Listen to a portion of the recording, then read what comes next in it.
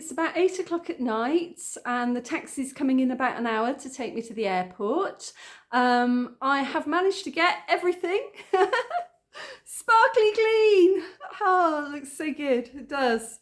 Looks very nice and clean here, which is good because Liam, my house sitter's moving in tomorrow morning to take care of the cats. Very, very grateful to him because if he wasn't moving in, then I couldn't take a holiday and go and see my family. It's always really, really sad to be saying goodbye to my cats because I love them very much, but I know that they're going to be in very good hands. I will be back at the end of August, so in a couple of months, and I'm just really, really looking forward to spending summer in the UK, catching up with family, catching up with friends and my brother. So yeah, it's going to be cool. Taxi's arriving in an hour to take me to the airport. The first part is going to be super simple. It's just getting on Rwandair flight and flying from Kigali to London Heathrow. Unfortunately, the downside with Rwandair is that they always fly at stupid o'clock in the morning. So the flight is going to take off at 1:45 in the morning. And then when you get on the flight, you have to stay awake for another hour and a half, 2 hours before they feed you. And then they will lower the lights and you can sleep. And then I can sleep most of the way to London. And I'm not going to complain about that because the fact that I can get on a plane in Kigali and step off it in London is unbelievably helpful, because in the past I have had to do like detours. I've had to go through Belgium and change flights and oh God, that's complicated. So yeah, the fact it's direct is fantastic. But then it gets really complicated. I've then got to get to Northampton to where my mum is. And the problem with this is there's sort of two ways to do it. One is by train, which tends to be super expensive unless you book in advance. And of course, I can't really book in advance with trains and things because with airports, you don't know what's going to happen. Your flight could be delayed. You could have luggage issues, missing luggage. You know, so many things can happen when you're in transit that I don't want to add missing a train to that, because usually if you get a discount ticket, you have to use it at the exact time that you bought it. And, you know, you just can't guarantee that when you're stepping off a plane.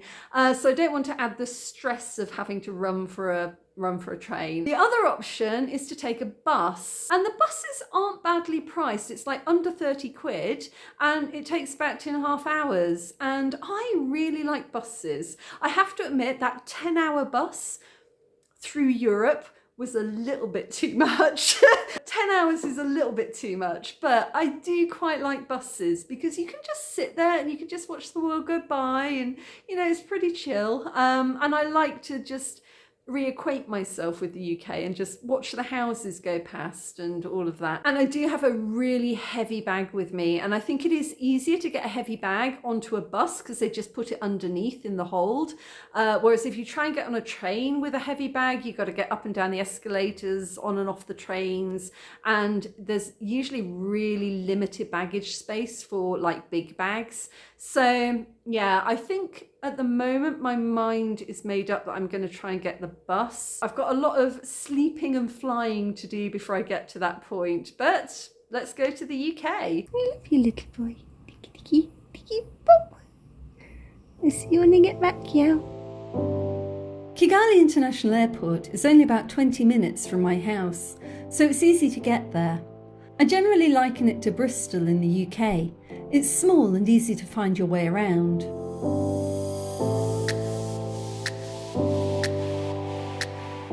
There's one or two small shops and a scattering of duty-free. There's also a bourbon coffee shop where you can grab a snack and something to drink.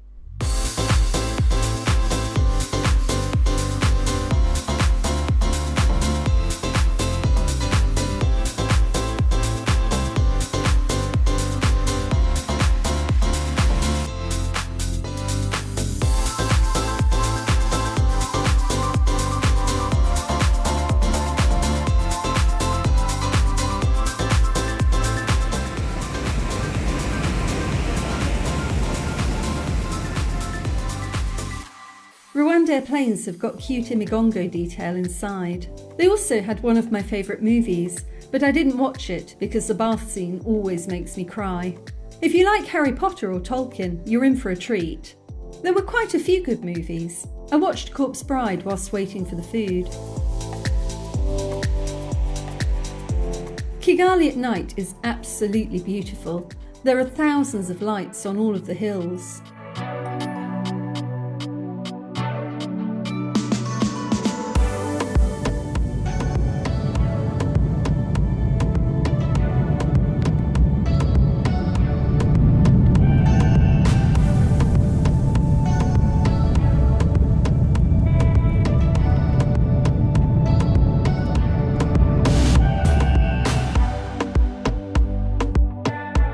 The food was a choice of chicken and rice or beef and potatoes.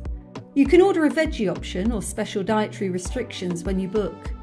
It came with coleslaw, a rather scrummy little cake, and a bread roll.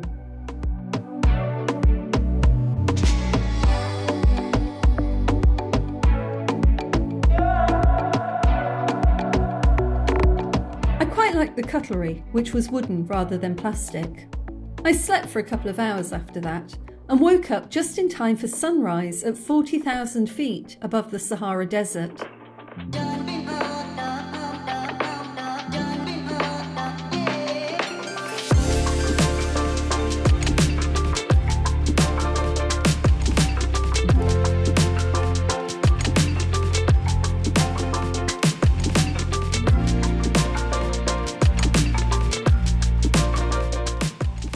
We were served breakfast just before landing. It was a fairly average croissant with jam, another bread roll, some yoghurt and fruit. I think the best part was the Imigongo tray mat.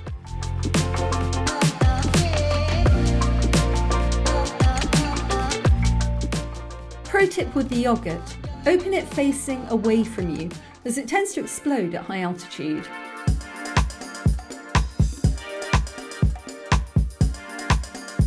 That's the British coast coming into view down there.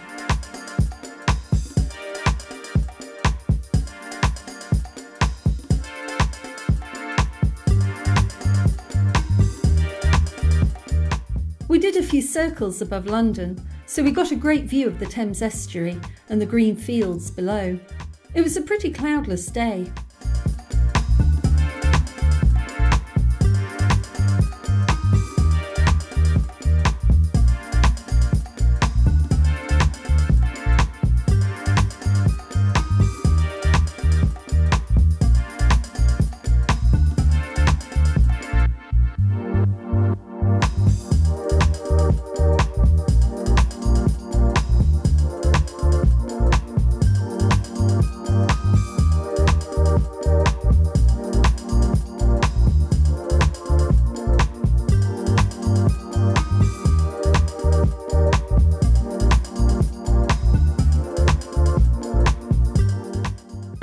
That's the central business district.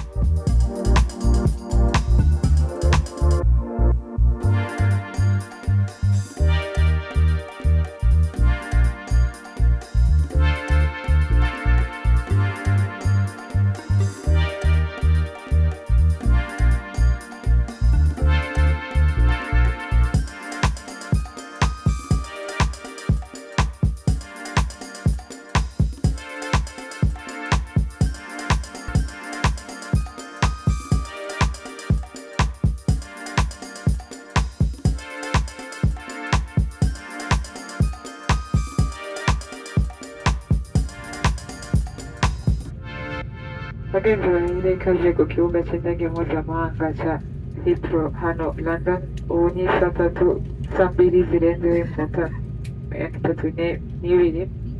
Igipimo cyatanze hanze degrees Celsius to me International Airport where the local time is 33 minutes past 8 a.m. and the outside temperature is given as 14 degrees Celsius. Heathrow is a massive airport. It's the fourth busiest in the world, so it takes a minute to get to your terminal.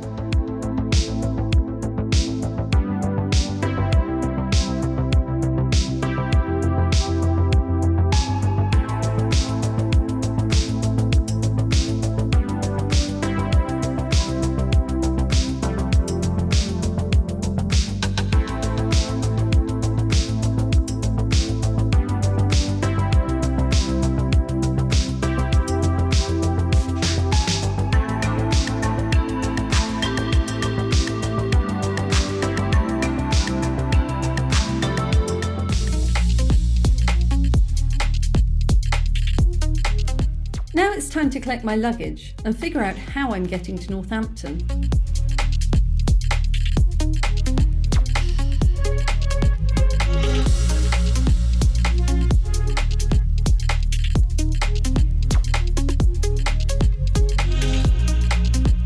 Hi guys, so I've made the UK. I'm feeling a little bit rough around the edges. It was a long flight. Yeah, I don't think anybody sleeps very well on planes, and I certainly didn't. I think maybe I had a power nap of about like an hour, maybe two. But yeah, we're at Heathrow now, and I need to try and find a bus to Northampton, so I need to track down National Express. It's probably going to take another 2.5-3 hours to get there. Thankfully, my bag is only 21 kilograms. You can bring 40 from Rwanda, but mine's 21. But unfortunately, I've discovered that the handle is broken, so I can't drag it like a normal case. Thankfully, it's got 4 wheels on the bottom, so I can just kind of steer it around, but it's heavy, it's hard work.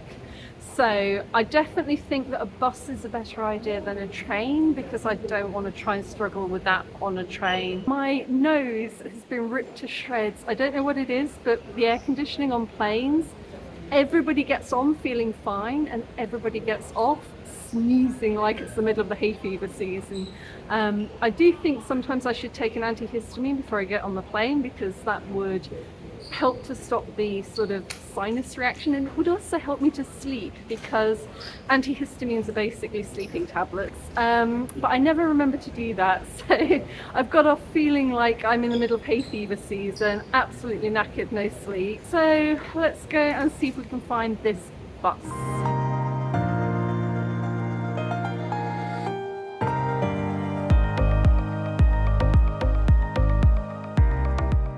Hi guys, so the guy at the National Express office was super helpful. He's sold me a ticket for a National Express bus for 12 p.m, I think it's going, for about 40 quid. So I need to get to Terminal 2 and 3, but there's a little machine that hands out free tickets. So if you're going between Heathrow terminals, the train is free.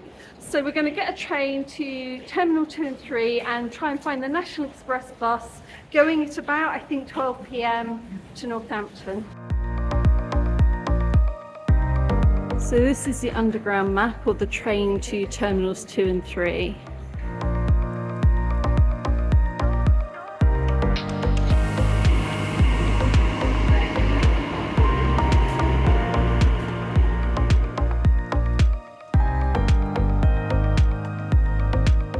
After a lot of walking through tunnels, it was time for a break.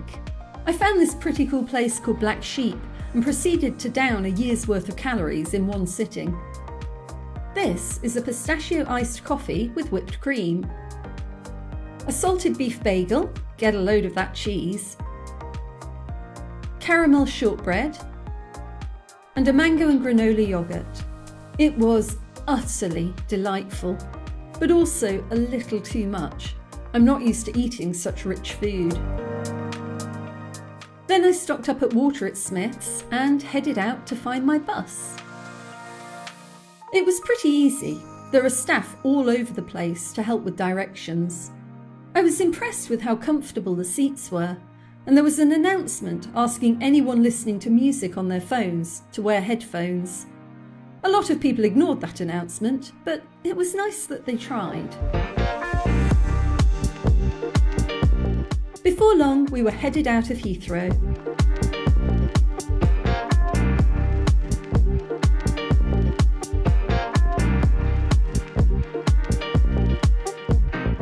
One thing that takes a lot of getting used to when I return is just how fast the traffic moves. The fastest speed limit in Rwanda is 80 km per hour, which is about 50 miles an hour, whereas the national speed limit in the UK is 60 miles per hour on normal roads and 70 on motorways. I sometimes find myself clinging to the seat until I get used to it again. But the reason we can drive at those speeds is partly because our roads are very straight, thanks to the Romans, And partly because people really respect the rules. I know Brits might laugh hearing that, but Rwanda is absolute chaos when it comes to driving. I'm not sure it will ever reach a level where people take driving regulations seriously. Things like stopping distance, right of way, giving way, lane discipline, and careful overtaking just aren't really accepted. It was a beautiful sunny day, and I noticed that all of the verges were covered with oxeye daisies. They're giving over the roadside to wildflowers for insects and bees. It was beautiful.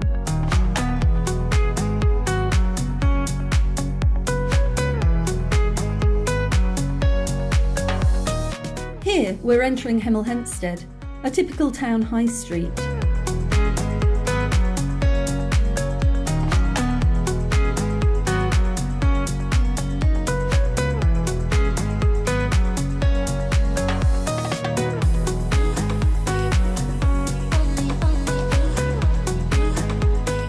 It was really pretty to look at the gardens and the river.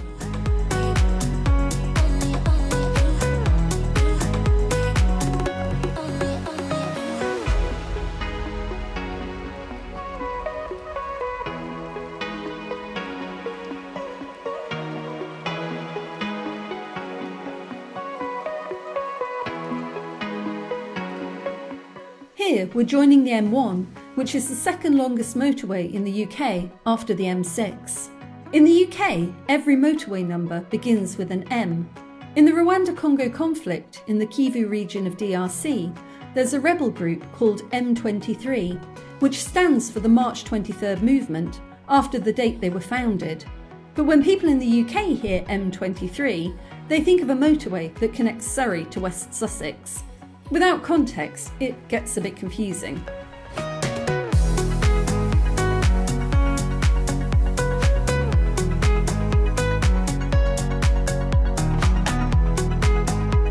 After about 3 hours, we finally made it to Northampton.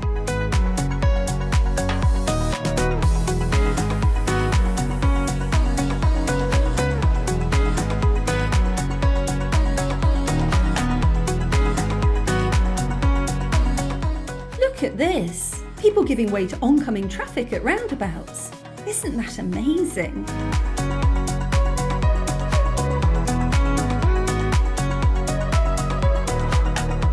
Here's where things got a little bit complicated, because my ticket said Northampton Victoria Street, but it made 2 other stops before then. And although I grew up in Northamptonshire, I very rarely ever came into Northampton itself, so most of it is completely unfamiliar to me.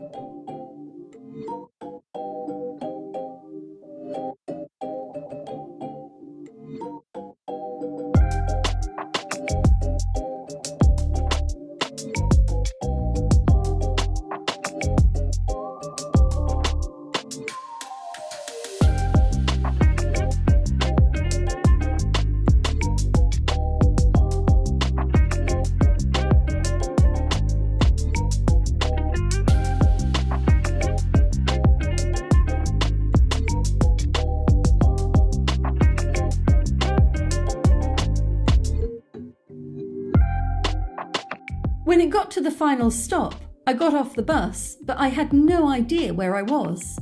Thankfully, my mum did, and she tracked me down with GPS. She was only about 10 minutes away.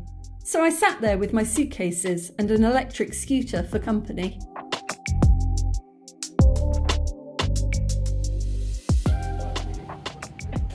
What time do you call this, Sunny? I've no fucking idea where I am. We had a nice little drive back through Northampton, which is full of Georgian and Regency architecture, which is sort of early 1800s. Very Bridgerton.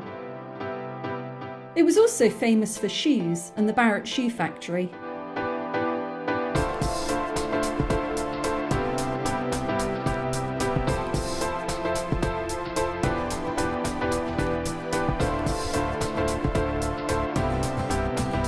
There was also this weirdly random Gothic-looking house, which is clearly where the vampires live. Then it was out into the wilds of the Northamptonshire countryside.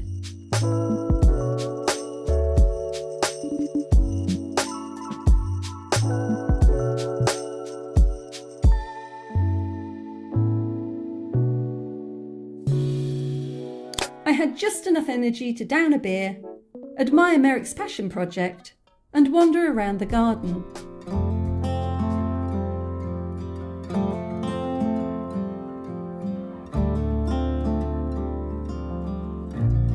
These are foxgloves, very pretty, but also deadly. Raspberries.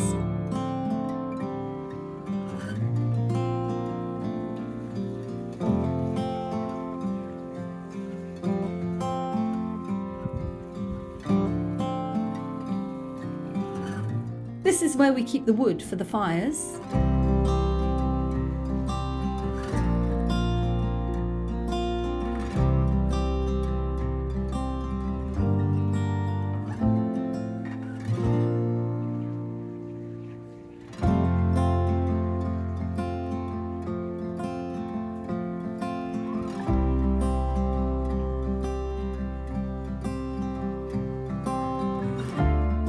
Then it was up to the attic. Hi guys, so I made it. I'm kind of wiped out. I left Kigali at 9 o'clock last night in the taxi, and it's now about 7 p.m. UK time, so that would be 8 p.m. Kigali time. So I guess I've almost been going for 24 hours. It's a bit like that time I had to take Eurostar, but this time it was a whole journey getting here. But I've made it. I'm feeling great. I've just had a shower, and there is nothing nicer in the world than having a shower after you've been traveling for a really long time and you're just feeling icky and you just want to clean yourself up. Unfortunately, my eyeliner is seriously waterproof, which means I've been having some problems getting it off, but I'll use some cleanser later, it'll come off. So yeah, things to get used to. The food, I went seriously overboard at the Black Sheep. I was really hungry because I didn't really eat very much for breakfast on the plane. I kind of had a croissant and some yogurt, but I was so hungry when I got to the Black Sheep that I ate too much, and it was really rich. There was a lot of cream, there was some chocolate, and I felt a bit ill after that because in Kigali I'm just not used to eating large amounts of rich food, but it was really, really good and I just couldn't help myself, so that was my fault. The other thing when I come back in summertime that blows my mind is it's still light outside. It's almost 7 p.m. and it's going to be light till about 10 o'clock tonight, which is crazy because in Kigali or in Rwanda it's sunset at 6 p.m. every night of the year, sun up 6 a.m. every night of the year, morning of the year. So yeah, it's kind of takes some adjusting to when you're used to it being dark at 6 p.m. every night. When it's suddenly still light at 10 p.m. at night, it really messes with your mind a little bit. So it's hard for me to know when to go to bed because I don't want to go to bed too early, because if I go to bed like now, I'm going to wake up at 3 o'clock in the morning. But if I stay up until it actually gets dark at 11 p.m, I'm going to be way overtired. So it's kind of tough to figure out. So I'm just going to go downstairs, have another beer, chat with my family, and go to bed when I feel tired, because I've had a shower, so I'm revived, but that will eventually send me to sleep. So yeah, I'm really happy to be back. It's just been brilliant. We've just been having a good laugh, and I'm looking forward to having a really fun summer. So I hope that you've enjoyed traveling with me, and yeah, let me know what you'd like to see, or if there's something that you're interested in or curious about my life in the UK, and I will try and cover it whilst I'm here.